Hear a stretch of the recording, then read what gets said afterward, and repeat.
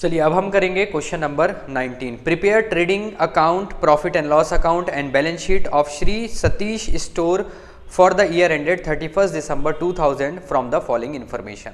तो हमको यहाँ पर trading account, profit and loss account और बैलेंस शीट बनाना है। ठीक है, ये सारी चीज़ें दी हुई है, एक एक करके हम डिस्कस करते हैं और कहाँ कहाँ आएगा उसको लिखते चलते हैं। तो देखिए सबसे पहले दिया हुआ है कैपिटल। तो आपको मैं बताया हूँ, ध्यान रखना है जब भी आपका कैपिटल आप लिखोगे, कैपिटल लिखोगे तो यहाँ पर एक जगह छोड़ देना नेट प्रॉफिट या फिर नेट लॉस के लिए। मैक्सिमम क्वेश्चन में यहाँ पर नेट प्रॉफिट ही आता है, इस वजह से मैं यहाँ पर प्लस में लिख दिया हूँ नेट प्रॉफिट, और उसके बाद माइनस होगा यहाँ पर ड्राइंग। ठीक है, आप यहाँ तो मैं अभी मिटा भी सकता हूँ, आपको एग्जाम में तो मिटा नहीं सकते, इस वजह से आप क्या करना, यहाँ पर खाली जगह छोड़ देना। नेट लॉस आएगा, प्रॉफिट लॉस अकाउंट से अगर नेट लॉस आता है तो माइनस कर देना। ठीक है, तो इस तरीके से आप लिख लेना, क्योंकि होता क्या है, आप कैपिटल लिख दोगे, उसके बाद जो जो लाइबिलिटीज दिख रहा है उसको लिख दोगे, तो यहाँ पर कहीं ना कहीं आपका नेट प्रॉफिट और ड्राइंग के लिए जगह नहीं बचता और उसको फिर बाद में लिखते हो, तो वैसा नहीं लिखते हैं। तो कैपिटल है 10,000 रुपये, तो जैसे ही हमने कैपिटल लिखा, नेट प्रॉफिट और ड्राइंग के लिए जगह छोड़ दिया। अब उसके बाद बिल्स रिसीवेबल, ये एसेट है, तो यहाँ पर एसेट साइड आएगा बिल्स रिसीवेबल BR 1400 रुपये। उसके बाद प्लांट एंड मशीनरी एसेट है, प्लांट एंड मशीन ये है 6,400 रुपये का। ओपनिंग स्टॉक ट्रेडिंग अकाउंट के डेबिट साइड में आएगा, टू ओपनिंग स्टॉक का अमाउंट है 3150। उसके बाद है परचेज, जब भी हम परचेज लिखेंगे तो देख लेंगे परचेज रिटर्न है कि नहीं। तो परचेज रिटर्न नहीं है, ठीक है, परचेज रिटर्न नहीं है। तो परचेज डायरेक्ट हम बाहर लिखेंगे आउटर कॉलम में। तो ये परचेज है 10,650, 10,650 रुपीज़। उसके बाद सेल है, सेल लिख रहे हैं तो हम देखेंगे कि सेल रिटर्न तो नहीं है कहीं, तो यहाँ पर सेल रिटर्न भी नहीं है, तो डायरेक्ट हम लिख देंगे यहाँ पर बाई सेल, और सेल है 18,200। उसके बाद कैरियज ऑन परचेज, देखिए carriage on purchase trading account में आता है, डायरेक्ट एक्सपेंस होता है, और कैरियज ऑन सेल ये प्रॉफिट लॉस के डेबिट साइड आता है, ये इनडायरेक्ट एक्सपेंस होता है। तो यहाँ पर कैरियज ऑन परचेज जो है ये डेबिट साइड आएगा, टू कैरियज ऑन परचेज है 320 रुपीज़। उसके बाद ट्रेवलिंग एक्सपेंस ये एक इनडायरेक्ट एक्सपेंस है, तो इसको हम यहाँ पर बराबर कर लेते हैं, मतलब कि ये ट्रेडिंग अकाउंट वाले आइटम लिखेंगे। उसके बाद हम यहाँ से प्रॉफिट एंड लॉस, और एक एक जगह छोड़ दिया हूँ, यहाँ पर या तो यहाँ पर आएगा तो नेट लॉस आएगा, नेट ग्रॉस लॉस आएगा, और इधर आएगा तो ग्रॉस प्रॉफिट आएगा, एक एक लाइन छोड़ दिए हैं। अब इसके बाद नीचे टू कहाँ गया, हाँ travelling expense, to travelling expense 1230, 1,230 रुपये। उसके बाद बैड डेप्ट, पैसा डूब गया, ये प्रॉफिट लॉस के डेबिट साइड आता है, टू बैड डेप्ट 450 रुपये। उसके बाद है क्लोजिंग स्टॉक। तो देखिए यहाँ पर इस क्वेश्चन में एक एरर है, ये जो पूरा का पूरा आपका ये सारा दिया है, क्लोजिंग स्टॉक ना एडजस्टमेंट में दिया है, एडजस्टमेंट में दिया रहता है, मतलब कि उसको दो जगह लिखते हैं। क्लोजिंग को हम ट्रेडिंग अकाउंट के क्रेडिट साइड और बैलेंस शीट के एसेट साइड लिखेंगे, लेकिन यहाँ पर इसको देखने से ये प्रतीत हो रहा है कि ये क्लोजिंग स्टॉक एडजस्टमेंट में नहीं लिखा है, उसी के अंदर लिखा हुआ है। ठीक है, तो ये एक एरर है, तो आप इसको मानना कि क्लोजिंग स्टॉक एडजस्टमेंट में दिया है, और एडजस्टमेंट में दिया रहता है तो दो एंट्री करते हैं, और अगर ये एडजस्टमेंट में नहीं ऐसे ही दिया रहता तो सिर्फ इसकी एक एंट्री होती है और ट्रेडिंग अकाउंट के क्रेडिट साइड में हम लिख देते हैं। ठीक है, तो कुछ बच्चों का अगर आंसर नहीं आ रहा होगा, वो सोच रहे होंगे कि एडजस्टमेंट में नहीं, ये ट्रायल बैलेंस के अंदर ही दिया हुआ है, ऐसा सोच रहे होंगे, क्योंकि दिख भी रहा है वैसे ही। ठीक है, तो ये ना पूरा का पूरा आपका ना ये बॉक्स में बना है, ऐसा एज्यूम करो, और क्लोजिंग स्टॉक बाहर दिया है, और बाहर दिया है मतलब एडजस्टमेंट है, एडजस्टमेंट में है तो दो जगह लिखेंगे। ठीक है, जहाँ पर बुक में कोई मिस्टेक है उस चीज़ को मैं आपको बताते चलूँगा।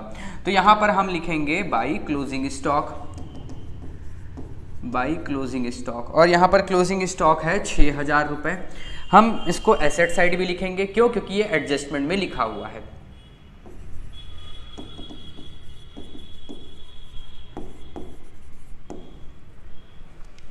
क्लोजिंग स्टॉक हो गया। सैलरी, सैलरी प्रॉफिट लॉस के डेबिट साइड में आएगा, इनडायरेक्ट एक्सपेंस होता है। टू सैलरी, सैलरी का अमाउंट है 3250। उसके बाद है cash in hand, cash in hand asset side आएगा, कैश इन हैंड एसेट में आएगा और अमाउंट है 2600। उसके बाद है सन्ड्री डेटर, डेटर एसेट में आएगा 3200। उसके बाद bills payable, bills payable liabilities होता है तो बिल्स पेबल 1350। उसके बाद टैक्स एंड इंश्योरेंस, ये होता है प्रॉफिट लॉस के डेबिट साइड में आएगा, इनडायरेक्ट एक्सपेंस है। To tax and insurance, tax and insurance है 750 रुपये। उसके बाद है कमीशन, कमीशन क्रेडिट है तो हम यहाँ लिखेंगे क्रेडिट साइड बाई कमीशन, ये इनडायरेक्ट इनकम है कमीशन, और कमीशन है 300 रुपये। कैसे पता चल रहा है? क्रेडिट में लिखा है मतलब कि वो इनकम है। ड्राइंग, ड्राइंग लाइबिलिटीज़ में यहाँ पर कैपिटल में माइनस होता है ड्राइंग, ये है 650 रुपये।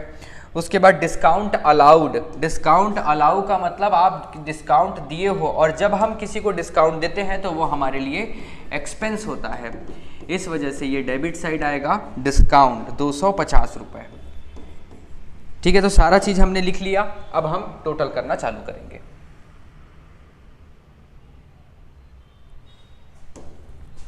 तो अगर देखोगे तो यहाँ पर आ रहा है 13,000, 14,000 कुछ आ रहा है और इधर तो 18 और 6, मतलब कि क्रेडिट साइड बड़ी वैल्यू है।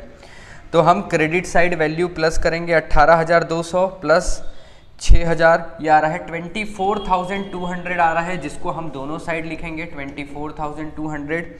और इसमें हम माइनस करेंगे 3150 माइनस 10,650 माइनस 320, तो ये आ रहा है 10,080 रुपये आ रहा है, और बुक में भी वही दिया हुआ है 10,080। ठीक है, सही जा रहे हैं। तो यहाँ पर आएगा to gross profit, to gross profit आ रहा है 10,080 रुपये। अब ये 10,080 रुपये कहाँ आएगा? प्रॉफिट लॉस के क्रेडिट साइड में, तो ये वैल्यू को हम यहाँ लिखेंगे और यहाँ हम लिखेंगे बाई ग्रॉस प्रॉफिट, इसी के लिए मैं यहाँ पर जगह छोड़ा हुआ था। ये 10,080 रुपीज़, क्लियर है ये। अब हम दोनों तरफ टोटल करेंगे और देखेंगे किस तरफ बड़ी वैल्यू है।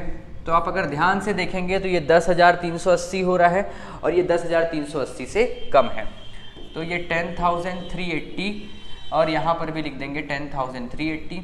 अब 10,380 में माइनस करेंगे 1230 माइनस 450 माइनस 3250 माइनस 750 माइनस 250। ठीक है, तो यहाँ पर आ रहा है 4,450 रुपये, 4,450 टू नेट प्रॉफिट, इसका नाम है नेट प्रॉफिट जो भी निकला 4,450। अब ये 4,450 कहाँ चले जाएगा? बैलेंस शीट में जुड़ जाएगा कैपिटल में। 4,450 को हम ऐड कर देंगे, तो 4,450 में ऐड हो जाएगा, तो 10,000 में प्लस कर देंगे और उसके बाद माइनस कर देंगे ड्राइंग 650, तो ये आ जाएगा 13,800 रुपये, 13,800 रुपये। दोनों साइड अब टोटल कर देंगे, तो 13,800 में प्लस होगा 1,350, तो ये आ जाएगा 15,150, 15,150। और क्रेडिट एसेट साइड कर लेते हैं 1,400 प्लस 6,400 प्लस 6,000 प्लस 2,600 प्लस 3,200। अरे यहाँ पर कुछ ज़्यादा आ रहा है वैल्यू, 1,400, 6,400, 6,000, 2,600, 3,200, कितने का ज़्यादा आ रहा है? अच्छा, सन्ड्री क्रेडिटर। देखिए मैं एक चीज़ लिखना भूल गया यहाँ पर आप ध्यान से देखेंगे तो मैंने डेटर तो लिखा है, उसके बाद सन्ड्री क्रेडिटर नहीं लिखा है। यहाँ पर आएगा sundry creditor, sundry creditor, sundry creditor है यहाँ पर 4,450 रुपये। अब आ जाएगा टोटल। ठीक है, फिर से करते हैं, तो इसको मैं भूल गया था। 13,800 प्लस 1,350 प्लस 4,450, ये आ रहा है 19,600 लाइबिलिटी साइड, और asset side 1400 plus 6400 plus 6000 plus 2600 plus 3200 19,600। ठीक है, तो दोनों तरफ वैल्यू सेम आ रहा है। तो ये हो गया हमारा क्वेश्चन नंबर 19 का सॉल्यूशन। ठीक है, और अगर आपको कोई से भी क्वेश्चन में अगर कोई परेशानी हो रही है, कुछ चीज़ अगर नहीं समझ आ रहा है, तो बिल्कुल आप कमेंट करके मेरे को बता सकते हैं। इंडिविजुअली मैं सारे कमेंट पढ़ता हूँ। ठीक है, तो बिल्कुल आपको जैसे ही मैं कमेंट देखूंगा बिल्कुल आपको रिस्पांस करूंगा। और अभी तक के आपने हमारा चैनल सब्सक्राइब नहीं किया है तो आपसे रिक्वेस्ट करूंगा कि आप चैनल को सब्सक्राइब कर लीजिए, ताकि मैं ज़्यादा से ज़्यादा मोटिवेट हो पाऊँ और आपके लिए जल्दी जल्दी वीडियो लेकर आऊँ। ठीक है, और अभी तक के आपने शेयर नहीं किया है अपने फ्रेंड सर्कल में, तो आप अपने फ्रेंड को भी ये वीडियो शेयर कीजिए, ताकि उसके भी क्लास 11th में अच्छे मार्क्स आ सके। तो मिलते हैं नेक्स्ट वीडियो में। वीडियो देखने के लिए बहुत बहुत थैंक यू।